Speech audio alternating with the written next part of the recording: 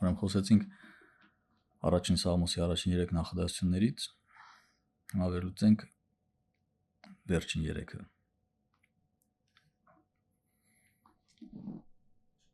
Այսպես չեն ամբարիշները, այլ ինչպես դարմանի մղեղ, որ քամին ցրիվ է տալիս։ Այսպես չեն ամբարիշները, ինչպես։ Սրանից առաջ խոսվում էր ջրերի գնացքումը տնկված ծառի մասին, որ իր պտուղը տալիս է իր ժամանակին, եւ նրա տերևը չի թափվում, եւ ամեն ինչ որ անում է հաջողվում է։ Բայց ամբարիշներն այսպես չեն, այլ ինչպես դարմանի մղեղ, որ քամին ցրիվ է տալիս։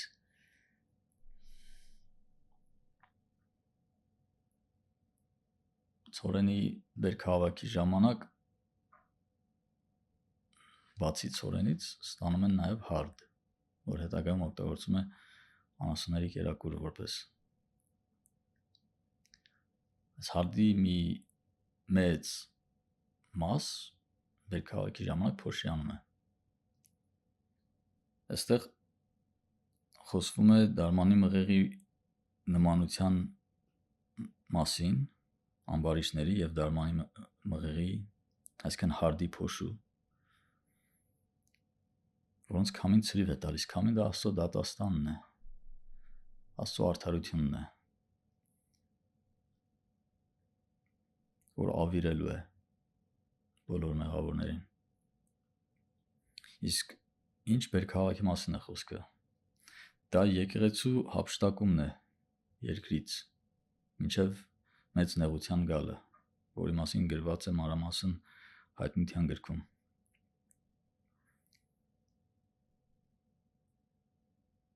Ուրեմն այս բերքահավաքի ժամանակ բացի հավաքվող բերքից, բացի եկեղեցուց, խոսվում է դարմանի եւ դարմանի մղեղի մասին։ Արդեն հասկացանք, որ դարմանի մղեղը դա մեղավորներն են, ովքեր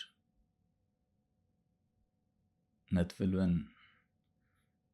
կրակի լիճը, ինչպես գրված է Հայտնության գրքում։ Այդ դեպքում ովքեր են հարդը։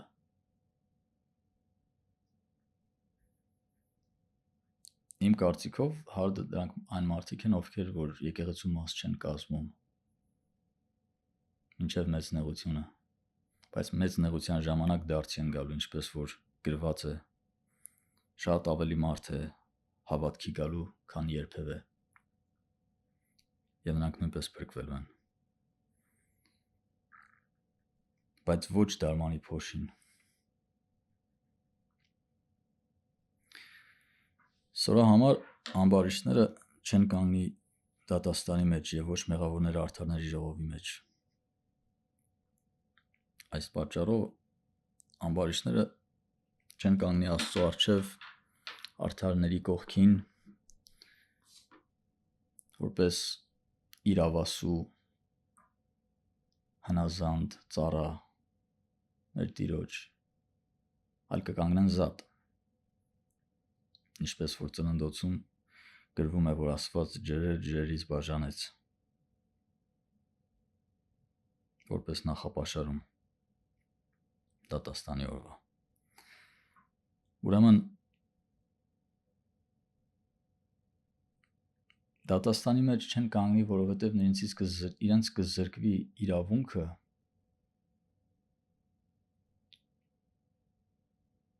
դատելու, որովհետև իրենց ամբողջ կյանքում իրենք դա արեցին այս երկրի վրա։ Իրենք դատեցին, իշխեցին անարդար ճանապարհով,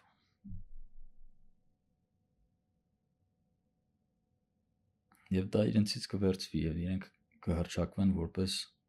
մեղավոր։ Այստեղ լրջանալ է պետք կարդալուց, որովհետև պետք է հասկանանք, որ մենք բոլորս եղել ենք ամբարիշտներ կամ ենք ամբարիշտ մինչ այսօր։ Ու եթե չգանք այդ խոնարհությանը, մեր հպարտության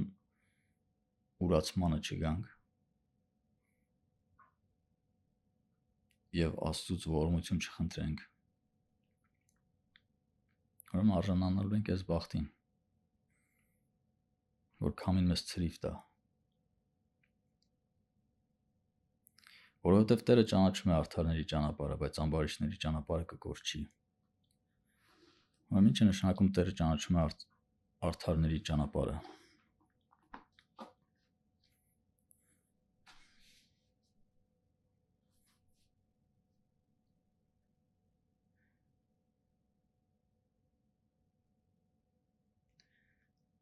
Ծննդոցում ասում է, որ Աստված արարեց երկիրը եւ երկինքը եւ երկրի վրա գտնվող բոլոր կենդանիներին եւ բուսականությանը եւ մարդուն խոսքով։ Եվ Աստված ասաց. լույս լինի եւ լույս եղավ։ Եվ Աստված ասաց. ջրերը ջրերից բաժանվեն։ Եվ Աստված ասաց. կենդանիներ լինեն, որ իրենց տեսակի պես լինեն, իրենց ծնածը, բույսեր լինեն, որ իրենց տեսակի պես պտուղ տան։ Եվ ամեն ինչ որ տեսակի պես, առանձին, բոլորը իրենց տեսակների պես։ Եվ մարդուն ստեղծեց ոչ թե մարդու տեսակի պես, նոր տեսակ չստեղծեց մարդու համար։ Բոլոր մյուս արարչություններում Աստված ստեղծում է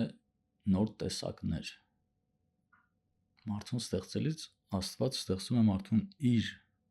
պատկերով։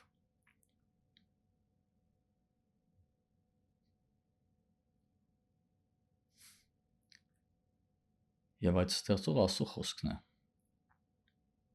Իսկ Հովհաննեսը իր ավետարանում ասում է, որ Աստծո խոսքը դա Քրիստոսն է։ Դա Եշուա Քրիստոսն է, մարմնացած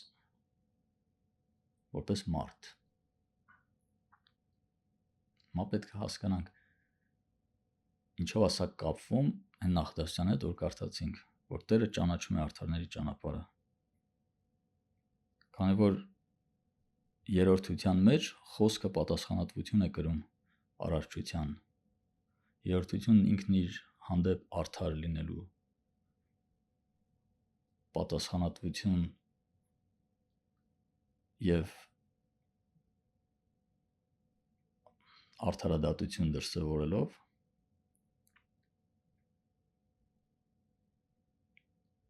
ամբողջ երրորդությունը չի մարմնանում որպես մարդ,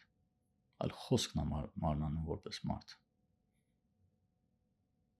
Եվ այս խոսքը անցնում է մարդու կյանքի ճանապարհով։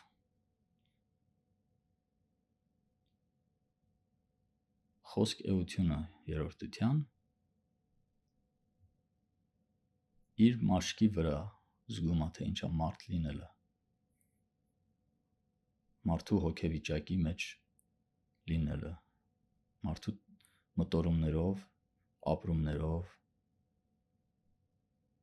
գայթակղություններով, թուլություններով ապրելը։ Ինչ է իրենից դա ներկայացնում։ Եվ մարդ լինելով հանդերձ Եշուան ծնվեց որպես եռաչափ մարդ, քանի որ նա Ադամի սերմից չծնվեց, նա ծնվեց Սուրբ Հոգու ներգործությամբ։ Իսկն Սուրբ Հոգին ծնեց նրան։ Պետք է հասկանանք, որ Աստված արարեց Ադամին եւ բոլոր մյուս մարդիկ Ադամի ընկած պատկերով ծնվեցին։ Իսկ Եշուան ծնվեց Սուրբ Հոգու հետ հաղորդակցված արդեն, որովհետև Սուրբ Հոգուց ծնվեց։ Նրա մեջ մահացած չէր Սուրբ Հոգին։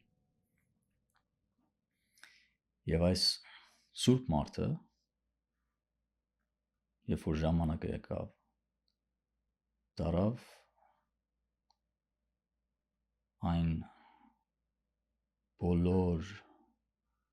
մարդկանց մեղքերը կրողը, ում որ նա պետք է փրկեր։ Վերցրեց իր վրա այս մարդկանց մեղքերը։ Դրանով իսկ սպանելով իր մեջ այդ նույն հաղորդությունը Աստծո հետ։ Ահա թե ինչու խաչի վրա նա ողբում է հորից զատ լինելու փաստը։ Եվ հաղակում թե հայր ինձ ինչու ես լքել։ Իհարկե դա հռետորական հարց է։ Նա շատ լավ գիտեր, որ Աստված չէր կարող իր երեսը չթեքել այն մեղքից, բոլոր այն դաժան, տգեղ, Աստծո համար ատելի արարքներից, որ իր վրա կրում էր Քրիստոսը խաչի վրա։ Եվ նա դա արեց, որովհետև այդ մեղքերը, որ մենք գործել ենք, պետք է պատժվեն, մինչև մենք կկարողանանք նորից հաղորդակցվել Աստծո հետ։ Դրանք նախապայման են Աստծո արդարությունը բավարարելու համար։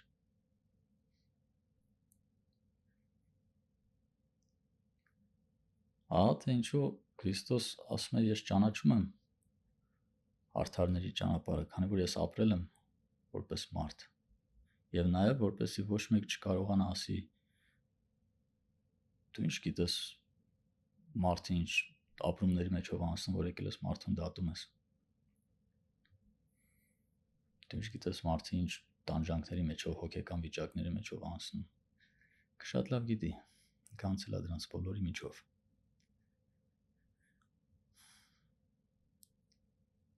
Ու անցնելով հանդերձ միշտ չի տրվել այդ գայթակղություններին ի տարբերություն մեզ բոլորիս։ Միշտ իր անձը խոնարհել է Աստծո խոսքի դիմաց։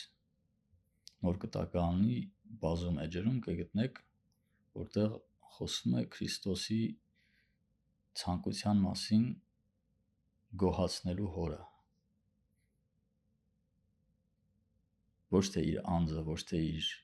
ցանկությունները, ոչ թե իր կամքն է առաջ տանում, այլ հոր կամքը։ Այդ է պատճառը, որ մկրտության ժամանակ, երբ աղավնին իջնում է Քրիստոսի վրա, երկնքից ձայն է լսվում, որ սա է իմ որդին, ում ես հավանեցի։ Ուրեմն բավականին խորն է այս Սաղմոսը։ Ամեն նախադասության մասին կարելի է մի ամբողջ կյանք խոսել ու կապել նրան Սուրբ Գրքի ամենատարբեր եւ հին եւ նոր կտակարանների գրքերի իմաստությունների հետ։ Պետք է հասկանալ, որ մենք դրանով ենք տարբերվում ամբարիշներից, խոնարհությամբ։ Մնացած ամեն ինչով մենք նույնն ենք։ Մենք շարունակում ենք նրանց նման մեղանչել Աստծո առջև։ Մենք շարունակում ենք լինել այս մարմնի մեջ ապրող անձ։ Ինչպես Պողոս Առաքյալն է ասում, ով կփրկի ինձ այս նեխած մարմնից, որովհետև այնինչ որ ուզում եմ անեմ, չեմ անում։ Այնինչ որ իմ անձն ուզում է անի, չեմ անում։ Մարմինս ուրիշ բան է ուզում անի։ Իսկ այնինչ որ չի ուզում անձս որ անեմ, մարմինս ուզում է որ անեմ։ Ու անում եմ։ Դրա համար ասում է, շնորհակալի մարդ եմ ես, ով կփրկի ինձ այս մարմնից։ Նորից հռետորական հարց, նորից հստակ սլաքներ ուղղելով դեպի Քրիստոս։ Անկախ նրանից, թե ինչ գործ ենք մենք անում,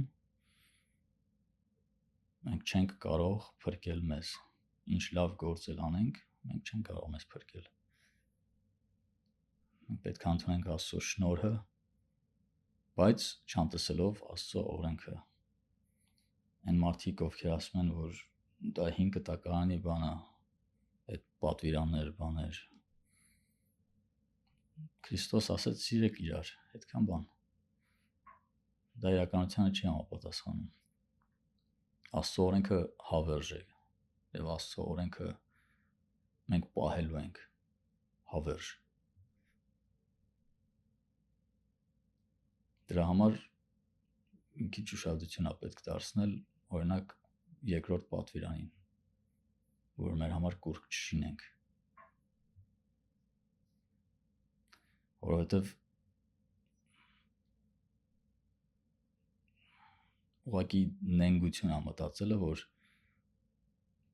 ամբողջ 17 դարերի ընթացքում ոչ մի հայ չէր մտածել, որ արձան կառուցի։ Նենգությունը տգիտություն է։ Ինքնության, գիտակցության, կատարյալ բացակայության արդյունք։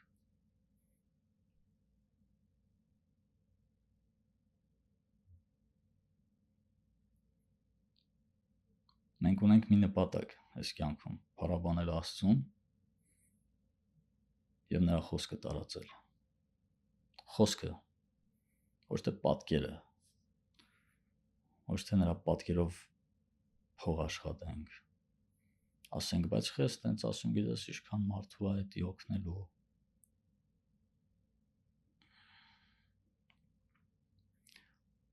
Աստծո խոսքն է պետք պահել։ Այսքանը։